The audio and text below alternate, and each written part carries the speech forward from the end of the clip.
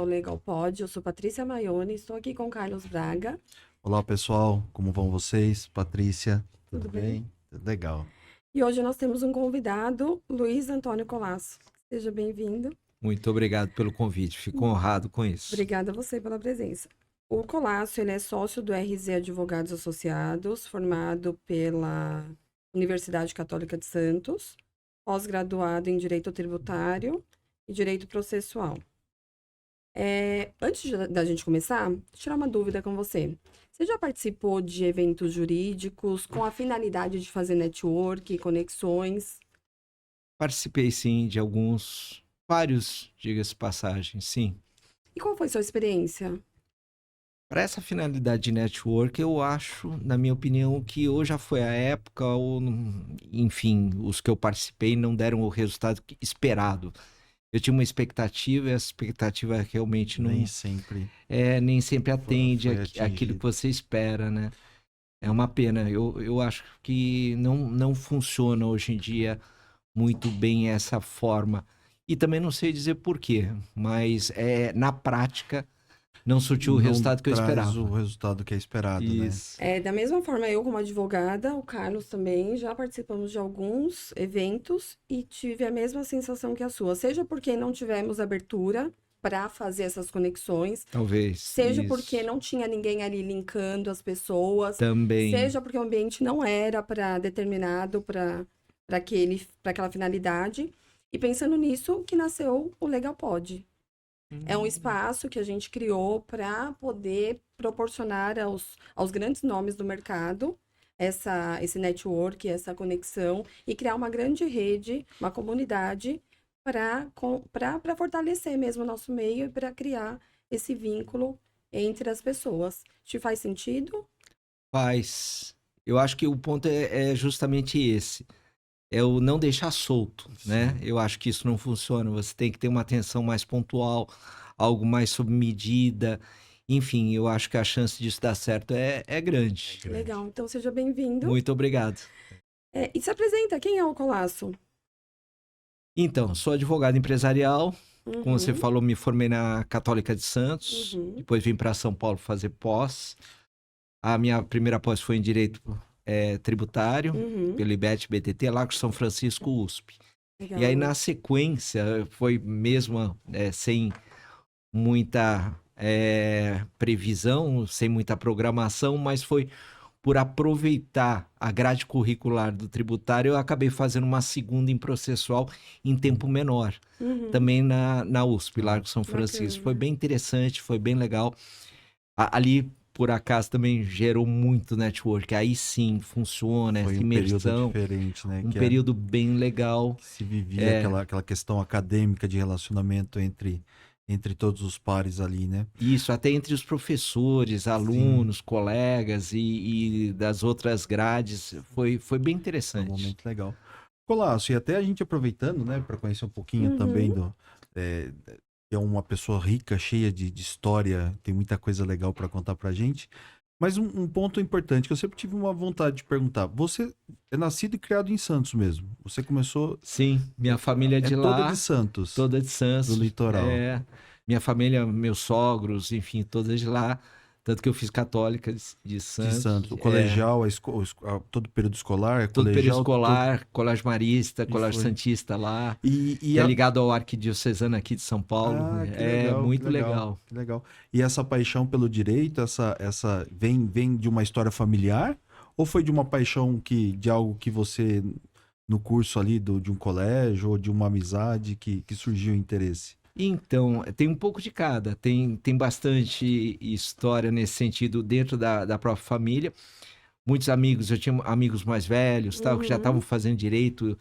E eu ia à faculdade, mesmo estando no colegial, eu tinha essa curiosidade de saber como é que funcionava. Ai, que legal. E teve uma certa paixão, assim, foi, na realidade, foi num primeiro contato mesmo, justamente vendo ali na prática, as aulas, vendo, então eu falei, isso aqui é o que eu quero. E onde aí você fez estágio e por qual caminho que você foi, assim, que mais te brilhou os olhos na área? Eu fiz estágio concursado na Prefeitura de Santos, no jurídico da Que Prefeitura, legal. E eu fazia estágio de manhã, eu estudava de manhã e fazia estágio à tarde, né? E aí depois isso foi evoluindo, aí um escritório me consultou se eu queria ir para lá, sem deixar o estado da prefeitura, e aí eu de manhã ia para um escritório de advocacia, Uhum. inclusive era o reitor da faculdade, o sócio majoritário do Sim. escritório, da PUC Santos, e acabei me enfronhando no diretório acadêmico, e por conta disso você passa a ter uma imersão maior junto aos próprios catedráticos, aos professores como um todo. Uhum. E aí fazia então estágio de manhã, depois já no terceiro ano de manhã no escritório de advocacia, à tarde na prefeitura, e passei a estudar à noite, então. Os Era 2 uma primeiros anos foram de manhã. jornada. Aquele Puxada. período eram 4 anos ou 5 anos a 5 faculdade? anos. 5 anos. 5 anos mesmo. Foi uma Isso. jornada Puxada, que era de manhã. puxada. Era bem interessante. Que legal. E aí depois, quando você se formou, esse período todo que você vivenciou lá, quando você estava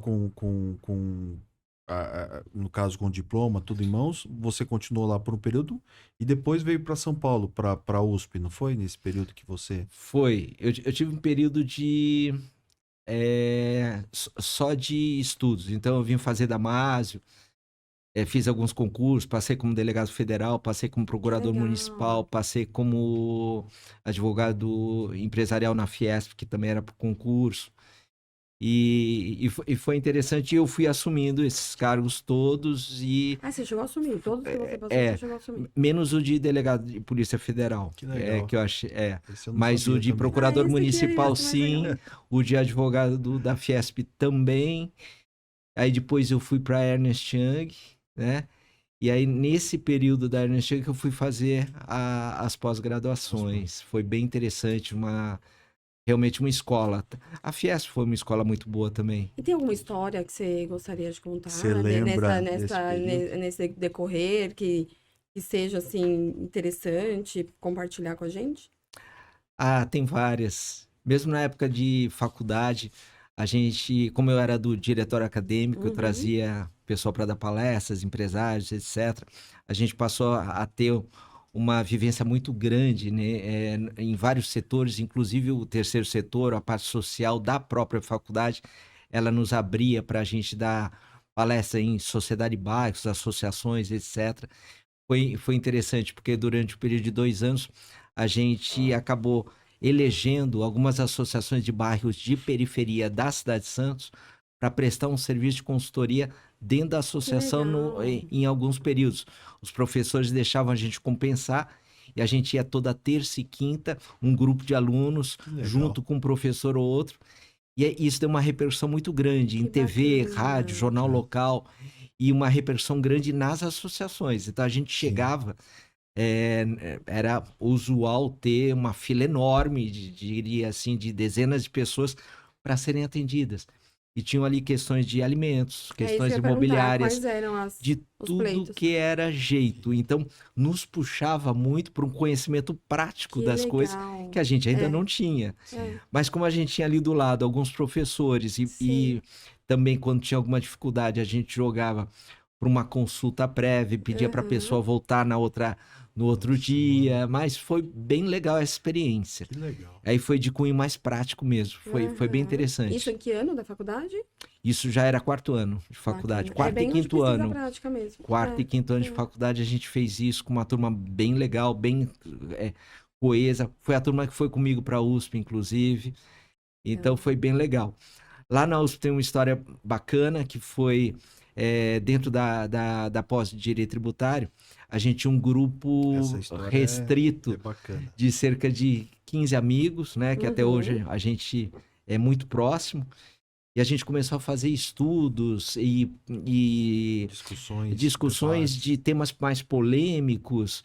E aquilo foi aumentando. A gente às vezes ia para um barzinho, mas ainda já não cabia mais. Ia para um escritório de um conhecido nosso, também começou a não caber.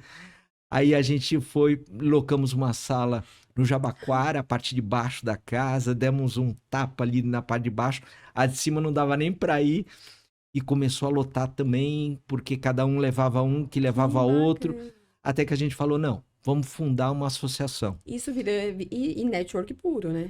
A network puro. Conexão pura. E aí a gente montou a Associação Paulista de Estudos Tributários, que é a PET. Então foram Que cerca legal. de 15 membros ali, dessa época de pós, IBET, BDT, USP lá. Aham.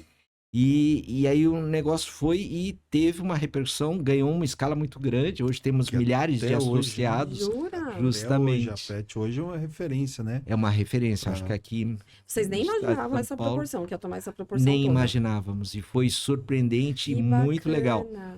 Então, hoje nós temos lá nos grupos, né, catedráticos, enfim, gente que até desembargadores, Uhum. pessoal do MP, advogados bem conceituados, autores de livros aí, de artigos e tal. Então, foi uma experiência única. Muito Foi, Você se recorda dessa época dos 15? Aí, hoje, me quem recordo está no muito. cenário hoje, no cenário nacional, né? Como referência ou como expoente na matéria do direito tributário, né? A gente tem vários, até o nosso próprio presidente hoje, que é o Marcelo Magalhães Peixoto, Marcelo, autor de sim. vários livros, ele que fomenta congressos, Sim. simpósios, Brasil inteiro, e a repercussão realmente foi muito grande. Antes da pandemia, que a gente só tinha o presencial praticamente, Uhum. a gente não conseguia contornar de tanta demanda, né, para os simpósios, para as palestras, para os congressos. Que legal. Muito legal, Muito legal. muito E hoje você é bacana. bem ativo na associação. Sim, a gente tem um grupo fechado, Aham. né, onde a gente articula tudo isso e realmente é uma honra participar de tudo. É bem legal. Eu também participei da fundação da Associação Brasileira do Direito Marítimo, Aéreo e Portuário, ANDIMAP, né, que é a Associação Nacional Direito Marítimo, Aduaneiro e Portuário. A sede é em Brasília. E ela também tem uma repercussão enorme nessa área, é bem interessante. Nessa área, e congrega ali autoridades portuárias, agências marítimas, pessoal do direito marítimo, aduaneiro e portuário. E a gente tem uma convivência com todos os portos hoje do Brasil. Então é bem legal também esse network com essa convivência.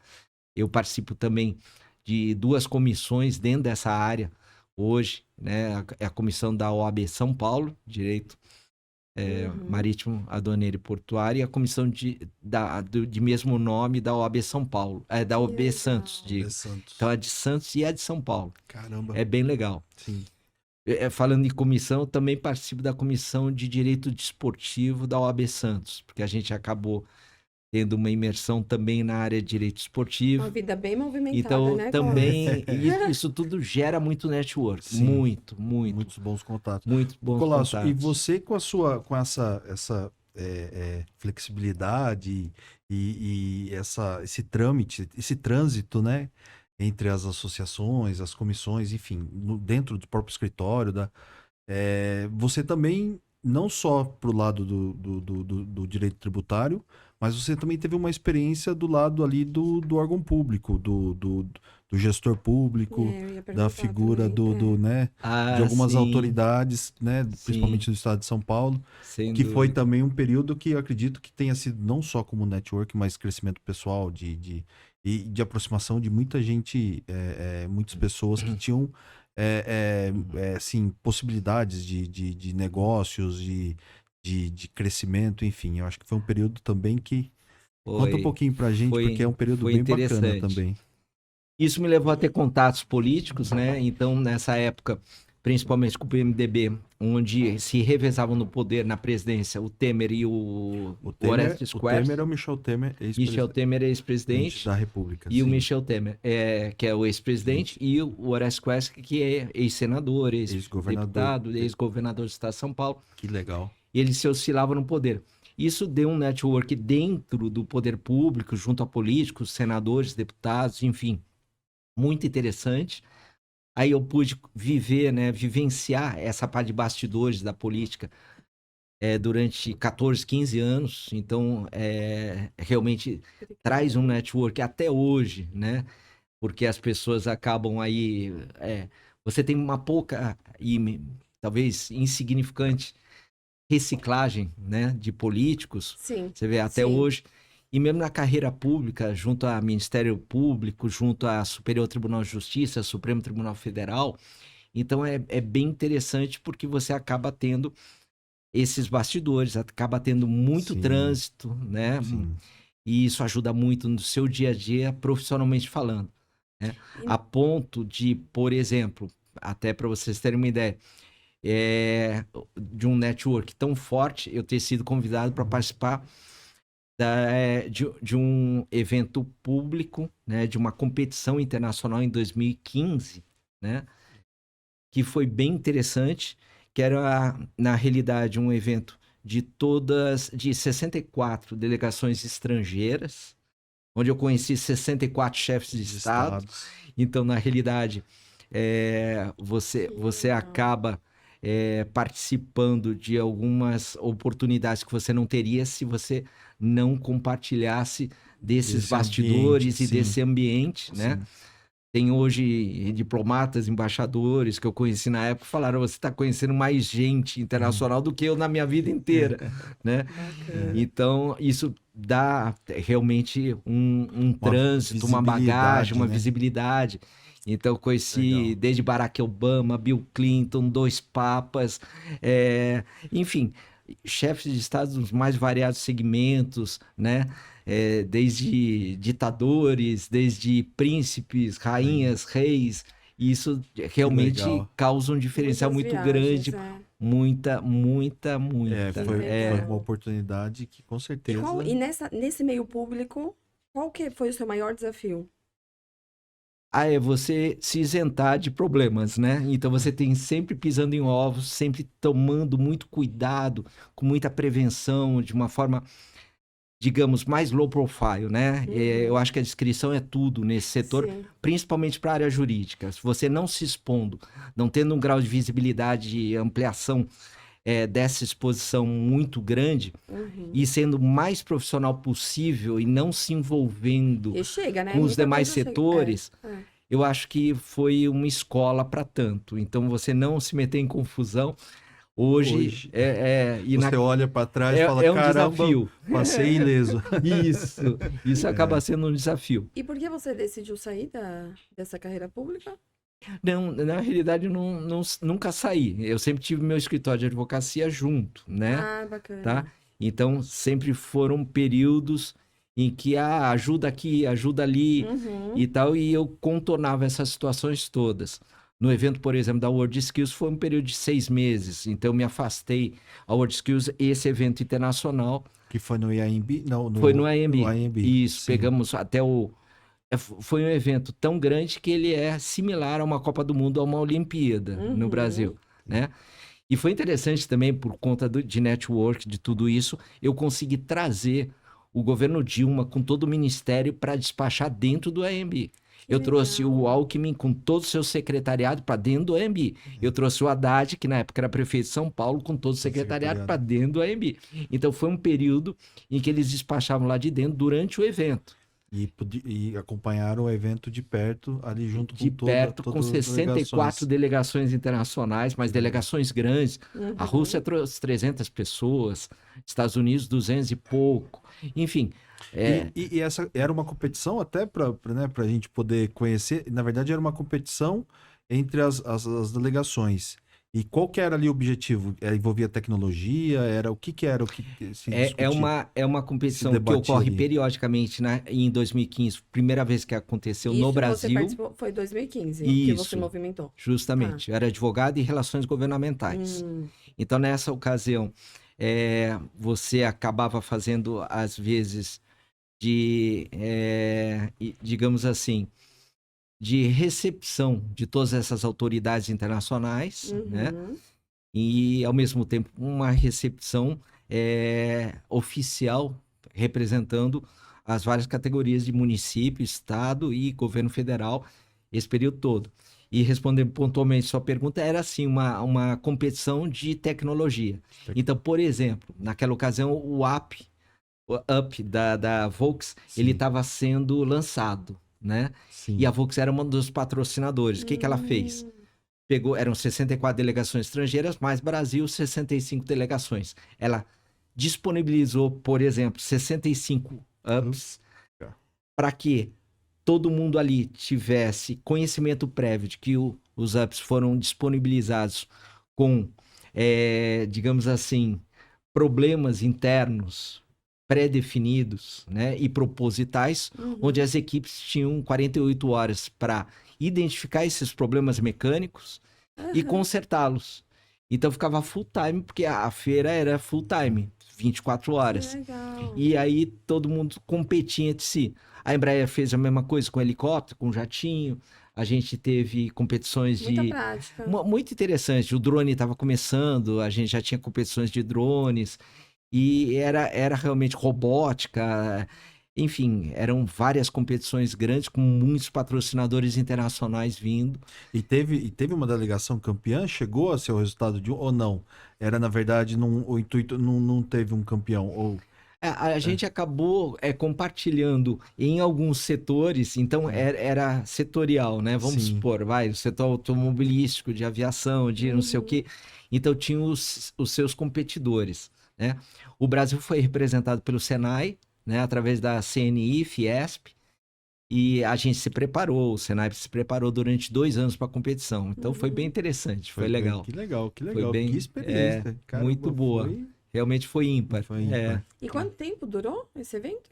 O evento, houve uma preparação de 2 anos, uma imersão de 6 meses, e o evento durou cerca de 10 dias. Para tudo isso. Durante 24 horas. Isso. E Colasso, conta pra gente também, teve um período também muito marcante de um período que você pôde atuar bem diretamente dentro de uma Big Four, né? E que também foi algo de uma representatividade a nível nacional também, né? Também. Foi bem interessante. Foi quando eu saí, eu estava no setor tributário da Fiesp, estava acumulando SESI e Senai junto, do jurídico, e a Ernst Young abriu uma vaga, teve lá alguns acompanhamentos, e eu acabei me candidatando, comecei como gerente júnior lá, saí como diretor, nível Brasil, e foi bem legal, foi uma experiência muito boa de vários anos, onde até hoje, eu diria, talvez, dentro das empresas em que eu participei, em que eu tive atuando, a melhor escola hoje, né? A melhor escola, se eu olhar, né, retroativamente, as empresas de auditoria e consultoria, realmente, elas te puxam, digamos assim, para uma evolução muito rápida.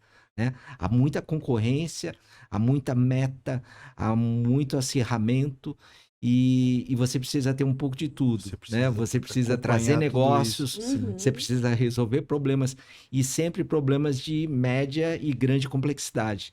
Nunca eram de baixa. De baixa, né? Então, não tinha nada assim. Justamente. E os pares também muito preparados, né? Então tinha gente de fora, muita gente vindo de Argentina, Chile, Estados Unidos, da Europa.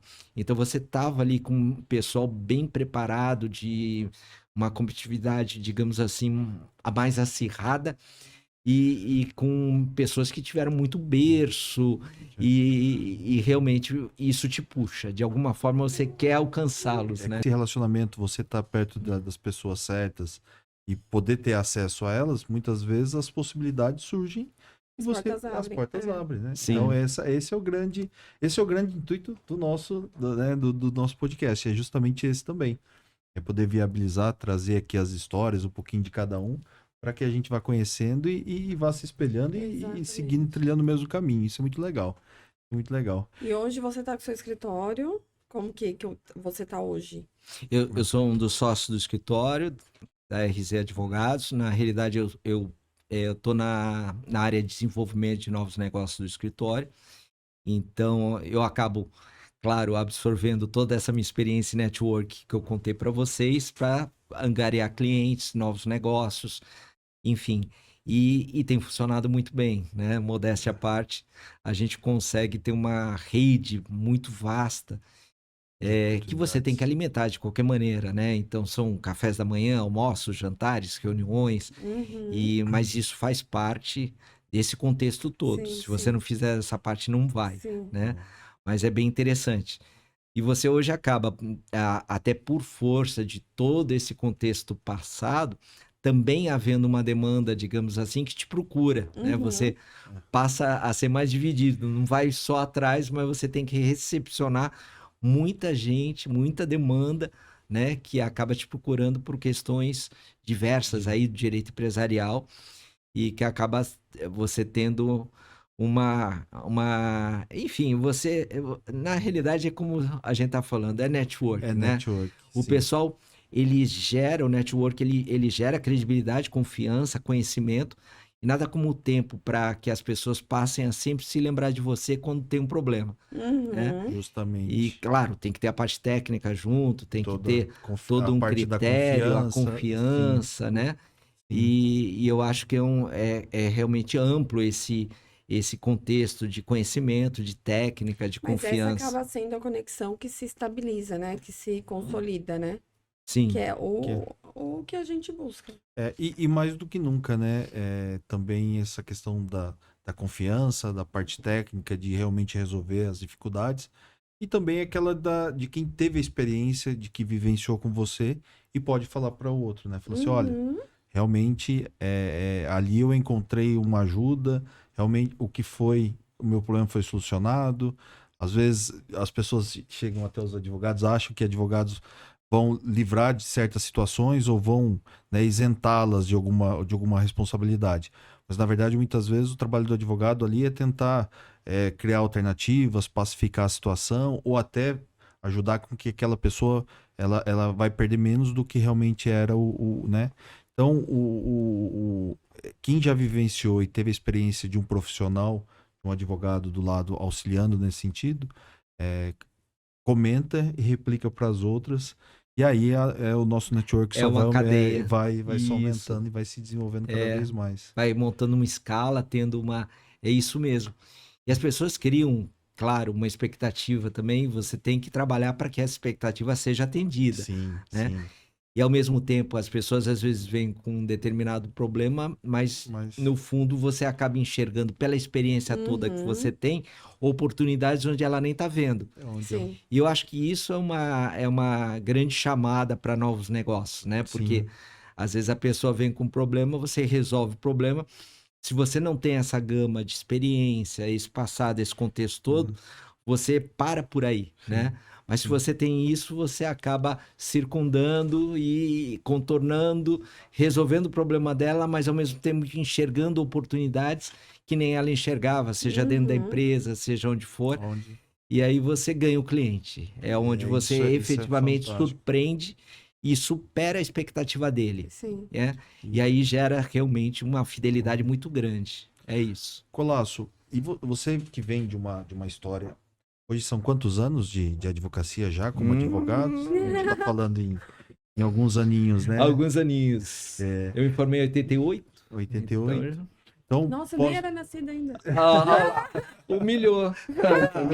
E Eu me tinha- chamou de velho ao mesmo tempo, você vê? eu tinha 6 anos, eu também era Olha um lá. guri ainda. Você que veio, que eu posso falar né, de uma velha guarda aí da advocacia, de um tempo, Sim. e com toda a transformação que hoje a tecnologia está trazendo para o direito, né? Nós temos uma atividade que é muito burocrática, e ela é muito sensível porque ela exige interpretações de dados, de números, de informações. Ela não é tão, ela não é tão mecanizada ou tão automática, né? O profissional do direito ele sempre precisa estar na ponta de cá para poder interpretar, seja para números, né, Patrícia, para Sim, cálculos sim. trabalhistas que a gente já teve oportunidade no podcast anterior de falar, seja para ler uma sentença para poder interpretar, seja para atender o cliente, poder reunir as informações, ouvir, né? Hoje, de tudo isso que você tem vivido e passado, a tecnologia, você acha que mais ela trouxe maiores ganhos para o direito, para o operador do direito e para a população e para quem é o objetivo, é o destinatário daquele processo? Ou é algo que ainda ele merece ajustes, ainda a gente vai ter um tempo ainda dentro que vai ver algumas cenas dos próximos capítulos, né? O que você tem dessa experiência de quem viveu lá um período anterior à tecnologia como ela é hoje, para agora, os processos digitais, processos, né? E as próprias ferramentas de inteligência artificial que estão aí para a gente. Sim. Eu acho que o paradigma maior hoje de você virar uma página é a inteligência artificial. Eu acho que a IA é realmente um paradigma único e que vai ainda transformar, evoluir e, ao mesmo tempo, deixar para trás tudo que a gente já teve, né, de Uhum. mudanças, de Sim, alterações, sim. e tudo ficar pequeno perto da inteligência artificial, né? Mesmo a digitalização dos processos, toda a parte tecnológica que a gente já tem hoje Sim. nos grandes escritórios. Sim. Ao mesmo tempo, eu acho que as questões de média e grande complexidade, a inteligência artificial não entra tanto. Não. Eu acho que vai impactar mais naqueles escritórios que lidam com graus menores de complexidade, advocacia de massa. Eu tenho conversado muito com escritórios esses enormes, que Sim. lidam muito com massa, com 1000 advogados, etc. Tal. Já está ocorrendo isso. Está ocorrendo uma redução drástica, muito grande. Eu fiquei impressionado o que está ocorrendo por conta da inteligência artificial. Então, claro, são Diminuição, você diz, nichos, de diminuição mão de da obra. mão de obra, da infraestrutura sim. de mão de obra. Porque, claro, a peça está pronta, o recurso está pronto, o agravo, a apelação, tal. Então, você consegue fazer com que a inteligência artificial trabalhe, né, em função disso tudo. É só você alimentar, fazer acontecer. Uhum. Tanto que eles estavam falando, em contrapartida, tá sendo muito contratado pessoal ligado à tecnologia, Parte né? de TI, né? A Sim. parte de TI.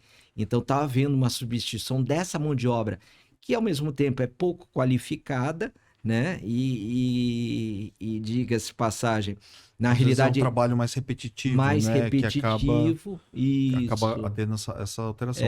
Mas tem um ponto importante que eu lembro, né? Que quando começou o processo digital, a gente, pelo menos eu tive experiência de ouvir em algumas ocasiões, as pessoas falando, pô, agora o processo vai ser digital. O fórum não vai precisar mais daquela quantidade de servidores, a estrutura vai ser mais enxuta, os escritórios vão ser menores, porque, né, não vai precisar de tanta gente para... Num primeiro momento, eu acho que o uso da tecnologia ela traz essa preocupação ou até essa dúvida, pô, realmente vai substituir? Os empregos vão diminuir? Como que vai ser? Mas depois, e aí você vai vendo até pelo próprio cliente, as empresas, principalmente que tem um massificado muito grande, que aquela repetição, se ela também não vai ter, ela não consegue ter um resultado, algo que realmente traga resultado para ela, ela começa a olhar e falar, bom, até tem inteligência artificial, as coisas até saem lá e eu entrego o que eu preciso entregar, mas resultado efetivamente eu não preciso. Eu preciso realmente de alguém que esteja atrás da máquina, pensando e quebrando a cabeça naquele processo para que ele tenha um desfecho diferente. Sim. Então, eu acho muito interessante isso que você falou, porque eu acho que num primeiro momento, eu acho que acaba até gerando esse conflito. Vai haver substituição? Não vai haver? Muitas pessoas vão acabar perdendo emprego? Não vão? Acho que vai ser um período ainda que a gente vai ver dessa mescla. Da passagem do só parte humana com a parte artificial, tecnológica, depois os dois se fundindo e caminhando juntos. Não sei, eu tenho essa sensação. Mas sabe qual é a minha que isso impressão? A pode... minha impressão é que as empresas, tudo tá caminhando para ter grande massa, escritório que trabalha com massa. Acaba caminhando para adquirir essa inteligência por conta de lucro mesmo, lucratividade, porque as empresa com grande volume, acaba oferecendo um valor X lá, que de repente não comporta a estrutura dele de pessoas. Então, eu acho que é uma das ferramentas que eles têm ali de aumentar a lucratividade. Diminuir Então, o nesse custo, ponto, eu acho que acaba atingindo um pouco aí o que você falou de impactar, sim, pessoas. E é o que você falou que os escritórios estão sentindo aí de diminuição de mão de obra. Não tem outro caminho para eles. Para quem trabalha com massa, não tem outro caminho. Eu faço a mesma leitura também. Eu acho isso. A questão até do judiciário que você comentou é interessante. Na Comissão de Direito Marítimo, Aduaneiro e Portuário, a gente está em contato com a cúpula do Tribunal de Justiça do Estado de São Paulo, porque eles estão com um projeto da primeira vara totalmente virtual.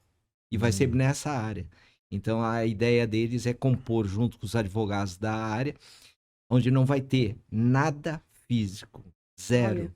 É muito interessante. É muito diferente. É muito diferente. É um case, né? E- Está ainda em projeto. A gente tem acompanhado e participado das reuniões no Tribunal de Justiça, mas não deixa de ser um projeto, digamos assim, que está já antecipando talvez esse futuro, né? Onde acaba se distanciando, né? Você acaba tudo virtual, você perde um pouco, na minha opinião. Sim, A sim, leitura que eu sim. faço é que a linguagem corporal tem um peso muito grande na nossa profissão. Uhum. E se você passa a ter um distanciamento, ser tudo virtual, por videoconferência, você perde isso. Sim, Né? sim. Até no dia a dia, para o próprio juiz, para o promotor, para o advogado, você às vezes está conversando aqui, está discutindo, está numa audiência, seja onde for, ou numa sala de reunião com empresários, você está buscando ali alternativas e dispondo a respeito delas, graus de riscos diferentes, alternativas variadas, e você enxerga ali, né, presencialmente, você está olhando para o empresário e você fala de uma alternativa ou de alguma coisa, você vê que ele se mexe, ele estava quieto. Sim. Então aquilo, você faz a leitura adequada, que aquilo incomoda, né? Vamos para uma outra leitura, ou que aquilo não está de acordo com a Mais expectativa. dinâmico, Não tá... Quando você vai para um monitor, para forma virtual, para uma videoconferência, Fica meio fica formal, muito né? frio. Mas até reunião E mesmo, você não né? tem essa leitura, Sim, né? sim. Corporal, é diferente. E parece que é um Eu sinto protocolo, falta né? A disso. pessoa quer fazer, terminou a reunião, é isso, acabou, tchau. Isso. E a reunião nem sempre ela vai, principalmente nós, a gente que tá ali no corpo a corpo com o cliente, nem sempre você quer uma reunião rápida, lógico, não de ficar enrolando, demorando, não é esse o objetivo. Mas é o que você falou. Às vezes na reunião pessoal, você tem a oportunidade de fazer uma brincadeira, de puxar um assunto que às vezes você tem uma familiaridade ou uma afinidade, e ali você quebra todo aquele gelo, O você ambiente proporciona. entra Isso. nessa nova dinâmica. É isso mesmo. Enquanto na reunião virtual, tá todo mundo ali, boa tarde, boa noite, boa noite, e fica aquela coisa, né? Você é não... muito formal. Quem vai falar? Veja alguém falar, Tem fecha o barreira, microfone, abre o microfone. Quer dizer, fica uma coisa muito Levanta a fria. mãozinha. Levanta a mãozinha. Então acaba ficando muito formal também, né? É muito legal. Muitas vezes, e grande parte a gente utiliza porque você ganha tempo, Sim. às vezes são assuntos rápidos, às vezes são questões que realmente a presença física não foi possível. Sim. E para você não perder aquela oportunidade, você Aí justifica mantém a também, reunião. acho. Sim. Mas eu acho que o padrão disso, né? Isso ser usual, geral, etc. E isso me Enfraquece incomoda um também, pouco. Eu também. acho. Tem o mesmo questão do sentimento. judiciário, eu acho que pode caminhar para acontecer isso em grande parte aí, porque eu fui esses dias, visitei o TRT2 ali da Barra Funda e vazias, várias vazias. É isso que está acontecendo. O Acho próprio Tribunal de muita gente Justiça de ainda São depois Paulo, da pandemia, muitos serventuários ainda em casa, home.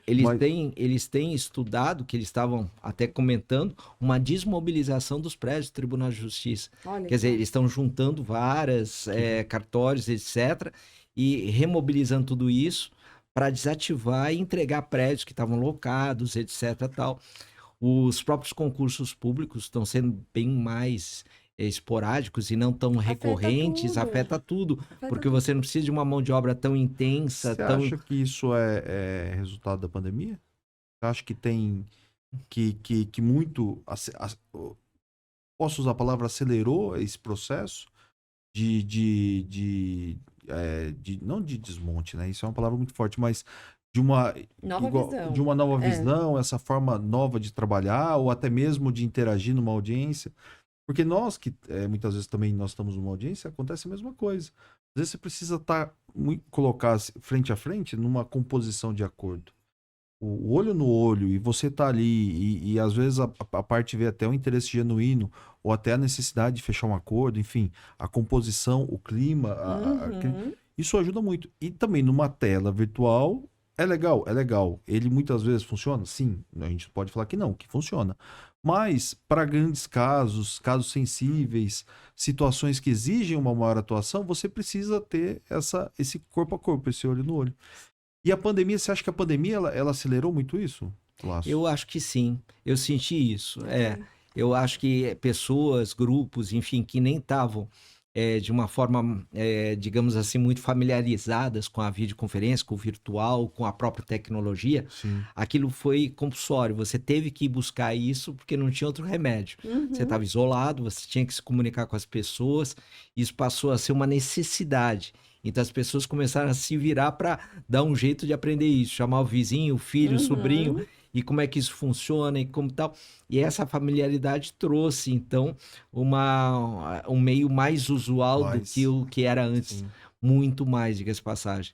Eu acho que também se torna, de alguma forma, um pouco mais confortável. Você talvez está em home, você está de uma forma mais informal, não tão exposto. Às vezes o Enfim, tempo que você tem de se arrumar, sair de casa, o trânsito, sim, são horas que você pode antecipar o trabalho e iniciar.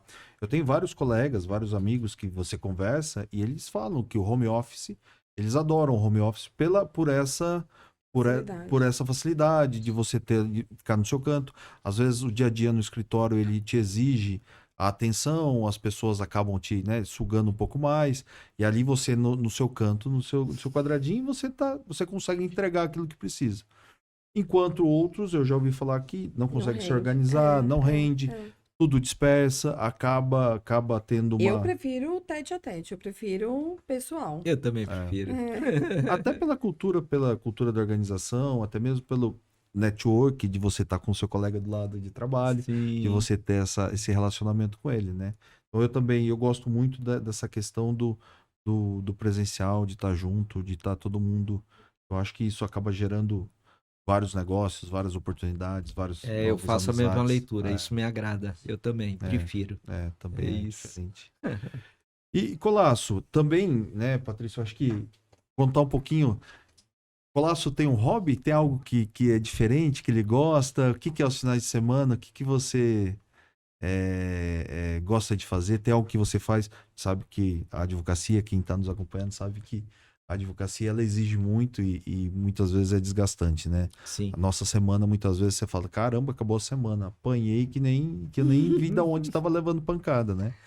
E tem algo que você gosta ali na vida pessoal, no seu final de semana, que você fala, pô, esse é meu tempo, ou gosto porque Santos é lindo, né? De aproveitar Santos, aproveitar aquela baixada toda. Praticamente o centro do universo. Santos. Santos. Isso. Mas eu tenho ido bastante para Santos, até pelos familiares que eu tenho, né? Dos meus sogros também, enfim. E então lá tenho muitos amigos, né? E por força disso eu gosto muito de praia, eu gosto muito de barco, eu gosto muito de ir passear mesmo. Eu tenho 3 filhos, né? Todos É, homens, então eles estão numa idade de adolescência aí, 15, 17, 19 anos. Então essa interação é muito maior sim. quando você está junto com o esporte, quando você está junto em passeios, Lazer, em sim. lazer. Uhum. E isso hoje é um diferencial que me agrada, que me dá uma, digamos assim, uma higiene mental, Uma né? Você válvula de acaba. escape, né? É uma válvula de escape, É. é muito interessante, eu gosto muito de conviver com eles, é outra cabeça também, você aprende muito de uma forma ou de outra e exige com que você tenha esse contorno, esse jogo de cintura para lidar com essa mentalidade mais jovem, com os Uhum. amigos, com os colegas, entender esse outro mundo, Sim, né? sim. Então eu gosto bastante. Hoje eu Legal. estou bastante envolvido, então, mais com essa parte que me agrada muito, me agrada muito. Eu gosto muito dessa parte natural, de passeios, mesmo indo para o interior, Uhum. viagens, tudo isso me dá um prazer muito grande. Legal. Mas a convivência familiar com filhos, com família, É o que renova renova muito para para mim. começar a semana Renova depois muito, me novamente. reenergiza, Que isso legal, mesmo. que legal, que Ô, legal. Colasso, e se você pudesse dar um conselho aos futuros advogados, qual seria? Eu acho, pela minha convivência aí com o pessoal recém-formado, etc. Tal, eu acho que eles merecem ter uma atenção especial para a gente até fomentar neles, voltar a fomentar o hábito de uma leitura, de um bom livro, de um estudo mais aprofundado. Hoje eu sinto muita superficialidade, muito raso a forma deles entenderem o problema. Não há aquela imersão que a gente ia, então deixa eu ver a legislação, a doutrina, a jurisprudência. Não, é um único acórdão e é só lei ou ementa, e enfim. Sim. Então eu acho isso muito pouco. E eles precisam entender que se você não faz essa composição, não tem esse contexto dentro da leitura, né? E dos casos práticos mesmo, dos estudos, você acaba não se aprofundando, você acaba, na realidade, tendo ali um entendimento mais raso, né? E se você pega do outro lado um advogado que é o contrário, né? Se aprofunda, tá? Você vê esse contraste, você sente o impacto, né?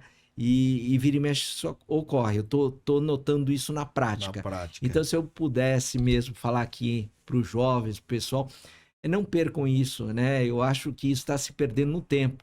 Mas eu acho isso muito importante. Isso acaba sendo um diferencial de tanto que está se perdendo. Exato. Sim, realmente. Legal. Foi um bate-papo. Foi. A gente aprendeu, ouviu hoje muita história. São assim. Eu sei que se pudesse a gente passaria aqui horas. Tem muitas histórias dentro de outras histórias. De uma experiência, de uma vivência jurídica muito bonita. Parabéns pela trajetória, por tudo que você tem construído até agora. A gente tem a oportunidade de estar um pouquinho perto do Colácio, então, né, tem orgulho de poder falar isso, de estar junto. E parabéns pela linda trajetória e que ainda tem muito que brilhar ainda e muito que vivenciar. Assim espero. Eu que fico agradecido muito a vocês pela oportunidade de estar aqui, por ter relembrado todos esses momentos até que me arrepiaram aqui, me fez alguma recordação emocional, até foi muito interessante, Legal. porque você faz um retrospecto grande e isso foi muito válido e muito agradável, viu? Muito Bacana. obrigado. Que legal. Agradecer ao nosso parceiro Laficasa, que também, sem ele nada, não seria possível a realização desse evento, né, desse podcast, ao MCM Advogados, a Loma Cálculos e Perícias. Obrigado pela parceria e obrigado por toda a ajuda nessa caminhada. E convidamos para o próximo podcast para que você, né, traga mais gente, convide outros amigos. É uma oportunidade de estarmos juntos aqui, de ouvir, de compartilhar um pouquinho da história de todos que estão aqui passando e deixando um pouquinho da sua história. Obrigado. E se possível, aí curta, compartilha e nos sigam nas redes sociais. Obrigado, gente. Até a próxima.